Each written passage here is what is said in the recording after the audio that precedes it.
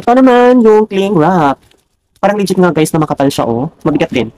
Yan, napaka-affordable nito guys. Nasa 100, ano lang siya. 100 plus. Oo. Kasi nga, yung binili namin doon sa labas, doon sa ano, sa palengke ata yun, ang nipis. Tapos halos parehas yung price dito, 100 plus. Kaya sinubukan natin bumili. Makapal mga as in, ang layo ng difference guys. Ayan, sulit na sulit ito kasi ang kapal. Kasi ito is nasa 200 meters. 200 meters ito. 25.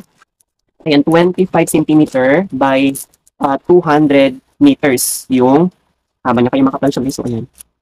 100 plus lang. Kaya legit. Diba? Naka-ano tayo dito. Sulit na sulit yung ating 100 plus. Kumpara yung binili namin doon. Ang nipis-nipis. Ano lang ata, ilang metro lang yung kaya niya. Dito. Ayan. Ang daming reviews kasi nito, ang daming bumili. Kaya sinubukan namin at hindi tayo nagkamali kasi nga legit. Ayan guys.